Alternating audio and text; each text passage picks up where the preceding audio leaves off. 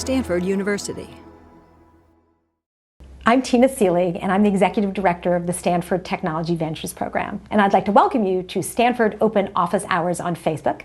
This is going to be an opportunity for me to tell you a little bit about what we're doing here at the Stanford Technology Ventures Program, and for you to ask me any questions you might have.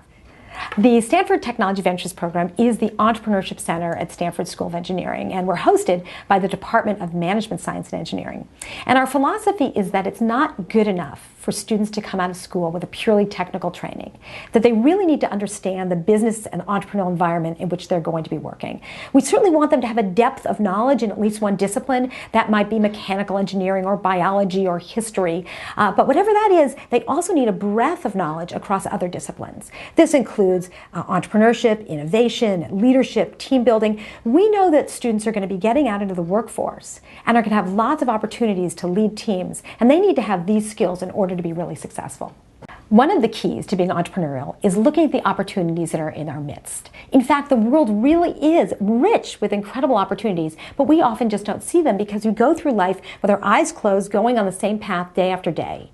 And in fact, one of my colleagues, Carlos Vignola, who's down in Chile, tells his students that anytime you go into a room, there's $1 million waiting for you. It's just up to you to find it. You go on a bus, you go on a train, you go into the airport, and your job is to find it. If you don't meet someone new every single day, you have missed a huge opportunity. I've tried this myself. I often go into new places and try to find someone who's going to teach me something new, who could become a new friend, maybe someone who has something that I can offer them. And I challenge you to do the same. I would love over the next week for you to look around the world with a different set of lenses on and see if you can find the $1 million in your midst. And put a comment on this Facebook page with the things you've done. It'll be interesting to see all the things that happen just here around campus and around the world. One of the other really important things that's really important to learn when you go out into the work world is that it is okay to fail. In fact, failure is a secret sauce of Silicon Valley. Silicon Valley entrepreneurs and venture capitalists essentially are investing in failures because they try lots of things and only a small number of them actually succeed. And one of the things I do with my students is I actually have them make failure resumes. These are resumes with their biggest screw-ups, personal, professional, and academic. The idea is that if you're not failing sometimes, you're not taking enough risks. And the failure is okay as long as you learn from it. In fact, some people say that you should fail fast forward. It means you fail and then you learn from it and move ahead and don't repeat that mistake again. In fact, I showed an early copy draft of my book to one of my students, and I was talking about failure resumes, and she said, boy, I'd really like to know what one looked like. So I took a deep breath and said, all right, and I decided to put my own in the book. So I spent, I think, more time on those 2 pages in the book with my failure resume than any other pages, because I realized the rest of the world was going to see all of my biggest screw-ups. So I want to invite all of you to submit your biggest screw-ups and what you learned from it. I have to tell you, it was a great experience for me to share my screw-ups with the world, and important to put in what I learned from them. And I invite you to do the same. We love to give students the experience of really finding out what it feels like to be entrepreneurial. And we do this in lots of different ways.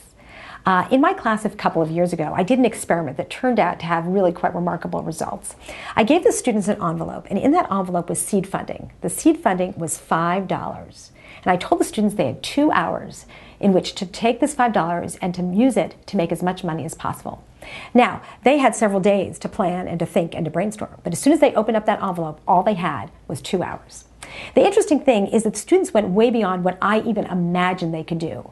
The teams that made the most money were those teams that realized that the $5 was actually a limitation.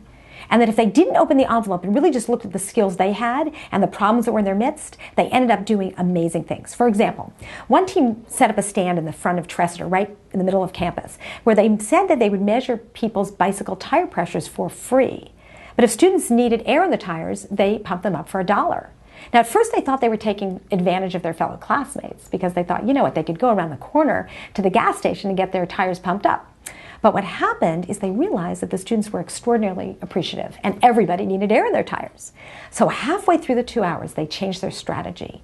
And they decided instead of asking for $1, they decided to ask for donations instead. And you know what happened? The money they got increased 5-fold. So they walked away after 2 hours with $200. Pretty remarkable. And all of these projects that the students did ended up teaching them some very important lessons. One is they could have sat down at their desk and spent the whole time writing a business plan about setting up a station where they measure people's bike tire pressure.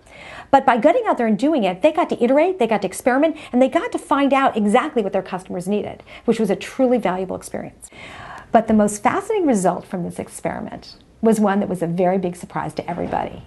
The students in one of the teams realized the most valuable thing they had was not the $5 and was not the 2 hours. It was their 3-minute presentation time in class. And this team sold that 3 minutes as a commercial to a company that wanted to recruit those students. Pretty cool? So this project ended up morphing, and the next time I gave it, instead of giving the students $5, I gave them a handful of paper clips.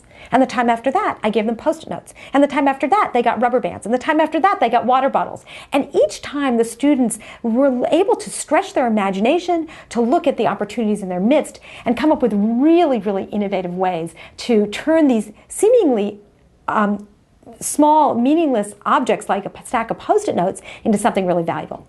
In fact, if you want to take a look at some of the winning submissions, you can go to our Entrepreneurship Corner website. The URL is ecorner.stanford.edu, and this is an incredible collection of video clips and podcasts of entrepreneurial thought leaders and also things that come out of our classrooms. If you do a search on Innovation Tournament, when you go to the site, you'll be able to see the winning submissions for that competition. Thank you so much for joining me on Stanford's Open Office Hours on Facebook.